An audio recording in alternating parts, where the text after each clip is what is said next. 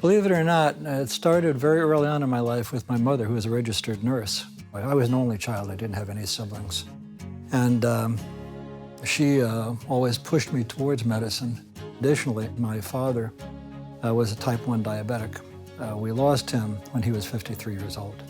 I saw what he went through, and I said, we've got to do better than this. And that's kind of what drove me, not just in medicine, but also into endocrinology.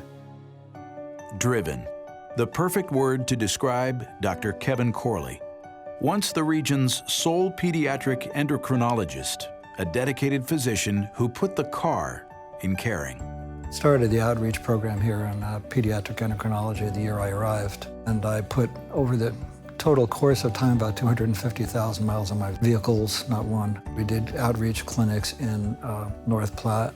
We did them in Hastings, and then we did another one in Norfolk, and we did them in Lincoln on a regular basis. At the point where I was doing about 70 at peak outreach clinics per year.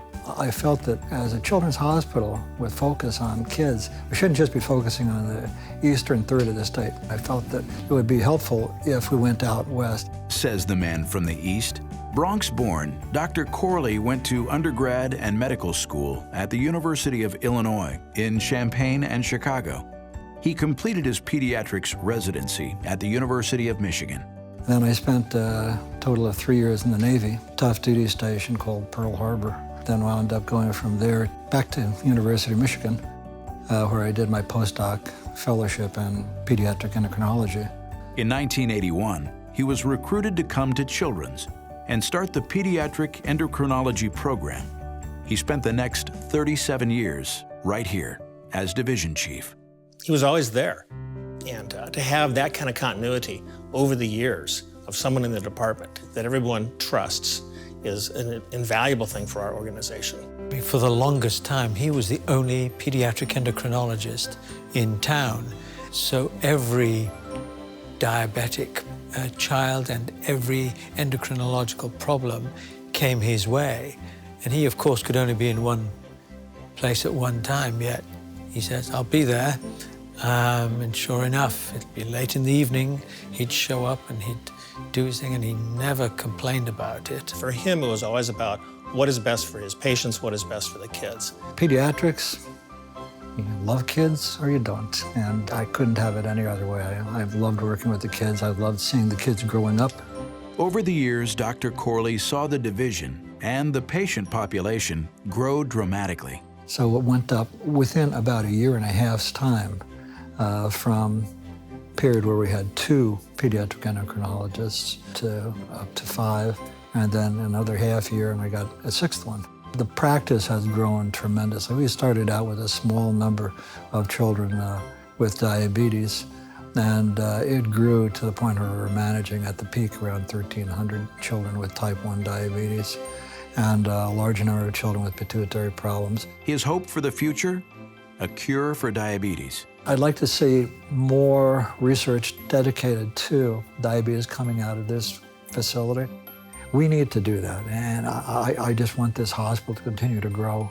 Kevin has devoted his entire life to endocrinology, especially in pediatric endocrinology. But he was as sharp and as energetic up until the day that he retired.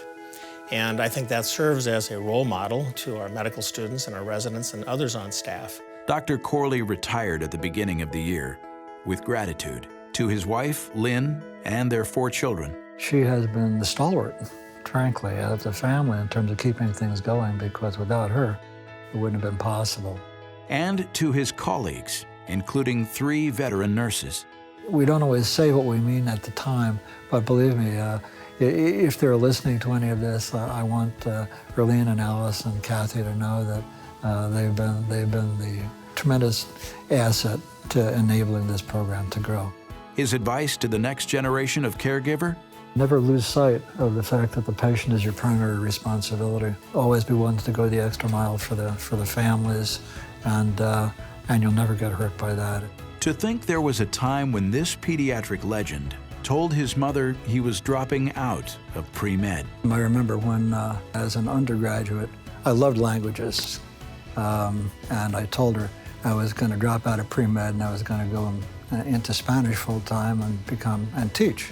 And she started crying. So I said, whoops, it's probably not a good idea. So we readjusted our sights, and I wound up going back into pre-med after that. And the region's families are better for it.